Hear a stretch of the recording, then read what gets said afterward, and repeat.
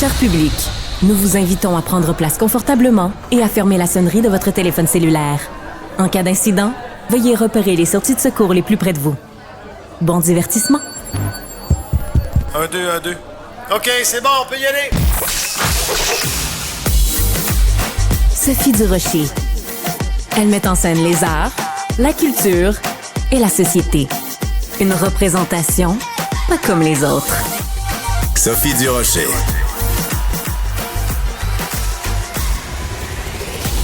Bonjour tout le monde, j'espère que vous allez bien. I hope everybody is doing well. Ben oui, non, faut parler en anglais. Ben parce que d'un coup, Donald Trump nous écoute, on sait jamais.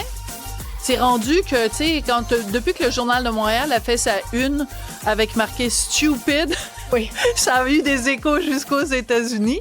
Fait qu'il y a peut-être des gens, peut-être pas Donald Trump lui-même, mais qu'il y a peut-être plein de gens aux États-Unis qui écoutent les médias québécois pour savoir ce qu'on dit à propos des États-Unis. Bonjour, Cybèle Olivier, journaliste à la recherche. Sophie Durocher. Oh, c'est la première fois que je t'entends parler anglais. T'as un petit accent cute, charmant. Oui, bien, souvent, on me dit que j'ai l'accent de Georges Saint-Pierre.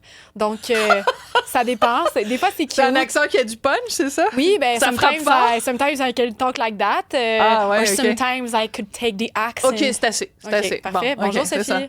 10 secondes, c'est bien assez. Mais tout ça pour dire que, évidemment, tout le monde est insulté, pauvre chouette. Ah non, ça va. Je me remets. Tu te gères. La discussion en ce moment à tous les niveaux, hein, que ce soit, on parle évidemment au point de vue industriel, on parle au point de vue de la consommation à l'épicerie, à tous les niveaux, dans tous les domaines. On parle de l'importance d'acheter local ou en tout cas de diminuer notre dépendance aux produits américains, quels qu'ils soient. Et justement, Luc de la Rochelière, que vous connaissez bien, qui est auteur, compositeur, interprète, a lancé un appel très court, en fait, sur les médias sociaux en disant, écoutez, tu sais, quand on dit acheter local, ça s'applique aussi à la culture et au spectacle. La question, c'est jusqu'où on va. On va en parler avec Luc lui-même. Bonjour, Luc, comment vas-tu? Ça va bien, Sophie, merci. Ben, merci. Ça va bien. Écoute, je vois dans ton chez-toi, parce qu'on te joint par Vmix, que tu as une guitare. Est-ce que c'est une guitare québécoise ou ben donc c'est une Gibson ou une je sais pas quoi? Moi, je connais rien en guitare, là. Mais, il y en a quelques-unes. Il y en a quelques-unes là-dessus. Il y en a une on en a deux qui sont des bouchées québécoises. Ah, bon. Oui, faites ici. Alors, ça devient difficile. Par contre, lorsqu'on tombe sur les cordes, là, on est vraiment mal pris. Là, on est obligé. Il y a certains produits qu'on trouvera pas. On trouvera pas. Mais je te pose la question parce que ça peut avoir l'air anodin, mais c'est vrai que quand on dit achetons local, quand tu as fait, toi, ta sortie sur les médias sociaux, il y a quelqu'un qui t'a écrit justement en disant, ben moi, je le fais, j'achète local. Justement, j'achète des guitares bouchées. Alors, tu vois, ça rejoint ce dont on parlait. Ouais. Oui, ben écoute, en fait, ça rejoint toutes sortes de choses. Moi, on dit que ça a été un cri du cœur. En fait, j'ai pas crié, j'ai juste écrit 15 mots comme ça, tout simplement. D'abord sur Blue Sky, j'ai vu que ça réagissait, et puis comme j'ai pas, c'est comme j'ai pas fermé mes pages Facebook parce que j'en ai besoin. Et ça, on pourra peut-être y revenir, mais je les ai mises dessus, et puis voilà, c'est comme ça que je me retrouve avec vous, puis je me suis retrouvé dans le journal ce matin. C'est des mots tout simples, mais on dirait qu'ils ont résonné pour beaucoup de monde, même si dans les faits, nous, ça fait la musique, parce que je parlais surtout de la musique, puis du spectacle vivant. Nous, ça fait une génération là qu'on est dans la fosse aux lions à ce niveau-là, là, et qu'on a été... on va se le dire, laissé un peu seul à se débrouiller avec une machine de diffusion qui n'a finalement pas grand-chose à voir et pas beaucoup d'intérêt pour notre culture à nous ici. Et tout en perdant parallèlement énormément d'appui, énormément de visibilité dans ce qui nous appartenait avant comme chemin naturel pour rejoindre notre monde. Donc, moi, comme beaucoup de monde, j'ai fermé mon Netflix, j'ai fermé mon Vidéo Prime, puis j'ai fermé mon Disney, et puis j'ai réanimé mon Tout TV, puis je me suis dit, bon, ben regarde, j'ai du retard à faire. Illico parce Plus. que... Il y a Illico Plus, oui, bon. Ben ça, je l'ai sur la TV, ça, ouais, bon. C'est ça je l'ai sur le corps. Mais tu sais, pour réanimer puis je me rends compte que j'ai du retard. Tu sais, moi, Ben je suis un oui! artiste, je suis un artisan de la culture québécoise, et même moi, dans ma situation à moi, je me rends compte que il y a plein d'affaires que j'ai manquées ces dernières années parce que je m'étais fait prendre le bras dans le broyeur de toutes ces grandes plateformes-là qui t'offrent constamment des nouvelles affaires et où tout ce qui est de culture locale est inexistant. Donc, c'est pas, moi, je lance pas la pierre aux gens d'avoir un peu perdu de vue la culture québécoise. C'est comme on dirait que toute la machine travaillait c'est ça pour ça. Mais là, profitons-en, tu sais, quitte à acheter des légumes d'ici, puis des outils, puis des guitares d'ici, pourquoi pas en profiter pour redécouvrir les artistes d'ici qui sont bons, qui ont, veut dire, quelque chose à offrir et qui, en plus, sont moins chers. Ouais. Voilà, alors je vais faire une blague vraiment de très mauvais goût. Tant qu'à acheter des Ah, navets, attention. tant qu'à acheter des navets québécois, autant regarder des films québécois qui ne sont pas des navets. Ce sera toute Ah, ben ouais, l'étendue pourquoi de ma pas. blague aujourd'hui. Ma collègue Cybèle Olivier, qui est journaliste à la recherche, va nous dire un petit peu ce que les gens pensent de ta sortie sur les médias sociaux, Luc. Ben, particulièrement, c'est par rapport à ce que vous avez dit sur les guitares. Donc, il y a Jean-Guy qui nous écrit pour nous dire voici une autre marque qui est fabriquée au Québec, c'est les guitares Godin, qui c'est dans le coin de Ouais. La Patrie. Donc, quand on se posait la question, ben, on nous écoute et on nous propose des produits québécois. Je vais continuer de suivre ce que vous nous dites en ligne et n'hésitez pas à m'écrire 1-877-827-2346 pour réagir aux entrevues de Sophie. Alors, des guitares Godin, des guitares Boucher, Ouais. écoutez Illico, écoutez Tout.tv, tout ça, je veux bien. Je vais quand même te poser une question, Luc. Est-ce qu'il n'y a pas un côté triste? Je t'explique ce que je veux dire, c'est que toi et moi, on a peut-être à peu près le même âge. Je t'ai reçu, je sais pas trop combien de fois quand je faisais l'émission Les Chouettes Sophie. Oui. À l'époque, il y avait un magazine culturel, puis un autre, puis il y en avait à Radio-Canada, puis il y en avait à Télé-Québec, puis il y en avait à TVA. Oui. Puis tout le monde, il y avait plein d'émissions à la télé où on recevait des artistes québécois, où vous pouviez venir puis chanter des chansons. 25 ans plus tard, elles sont où ces émissions-là? Ben, il y en a plus ou presque plus, puis il y en a vraiment pas assez pour vous dire ce qui se crée, parce que les artistes sont jamais arrêtés de créer. C'est cette espèce c'est ce courroie de transmission-là qui fait connaître nos projets.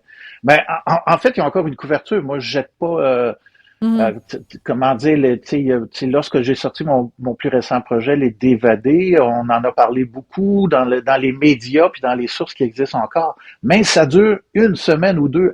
Après ça, il n'y a pas de relais. Il n'y a Oui. pas de suite. Lorsque vient le temps de sortir lorsque vient le temps de sortir la tournée pour venir couvrir, il n'y a plus de journalistes qui couvrent les spectacles. Il n'y a plus et ça, c'est toute la faute de la même chose, justement. On en a un peu, Mais c'est pas dans la le faute aux domaine Américains. culturel. Oui, mais c'est que ce que je veux dire, là où je veux en venir, Luc, c'est que c'est Oui, un ben c'est parce peut-être qu'on a abandonné. On a Voilà. abandonné, oui. Mais non, c'est ça, je c'est suis d'accord facile avec de toi. dire, c'est Ouais. la faute aux Américains. Les Américains ont le rouleau compresseur.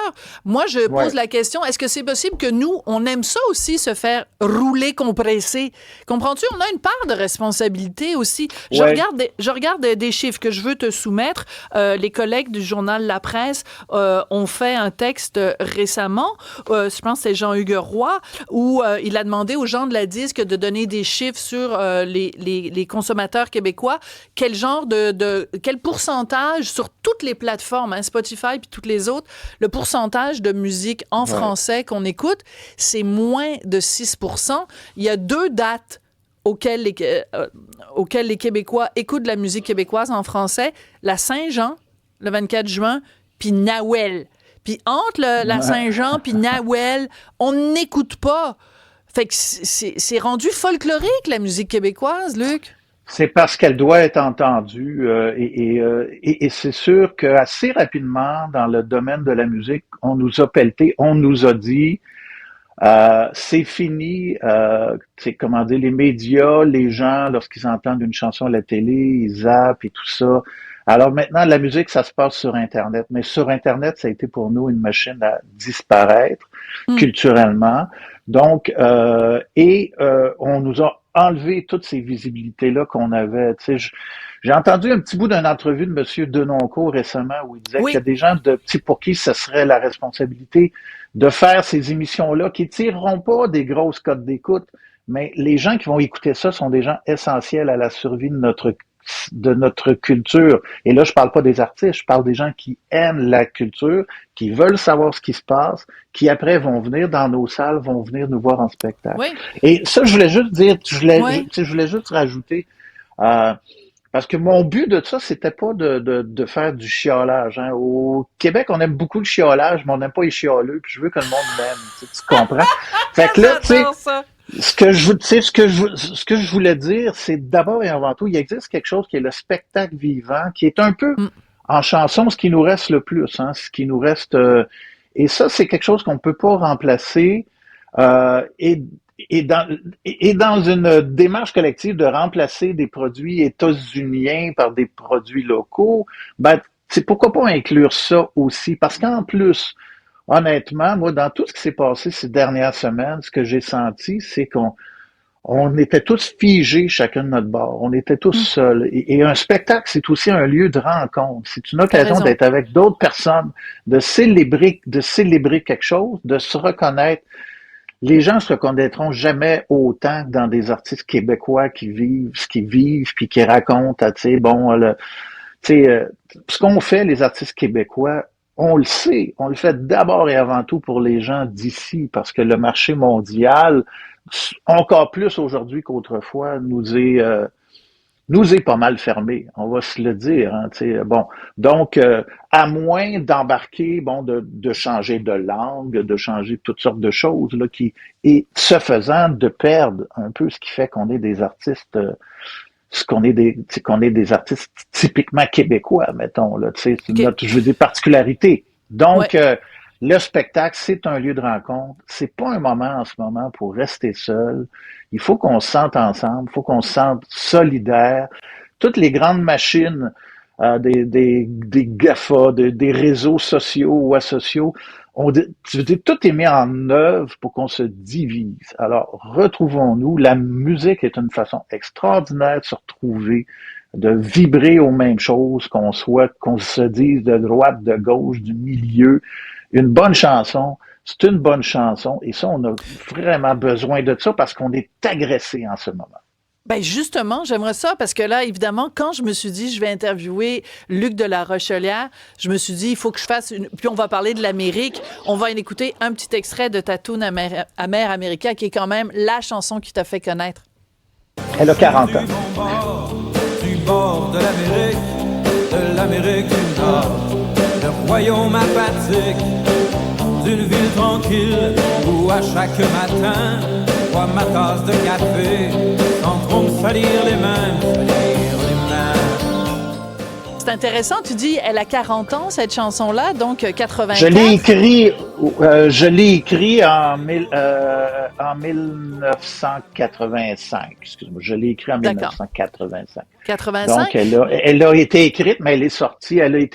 En fait, j'ai gagné le Festival de la chanson Granby en 1986 avec cette chanson-là. Donc oui, c'est la chanson. Oui, elle me suit encore, oui. Elle te suit encore, mais je vais te poser une question que tu n'aimeras pas. Est-ce que tu arrives à bien vivre de la musique, toi et Andrea Lindsay, qui est ta conjointe, qui est la mère de ton enfant, et qui est elle aussi musicienne, auteur, compositeur, interprète. Arrivez-vous à bien vivre de la musique? Est-ce qu'un artiste québécois peut bien vivre de la musique en 2025?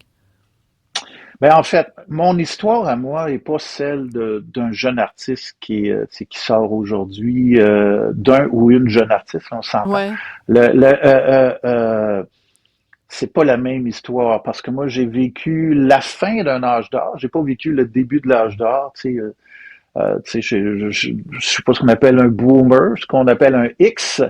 Et donc, j'ai pu profiter quand même de la queue de cette, comète-là, de grande visibilité, justement, où la chanson était mise très à l'avant, tu sais.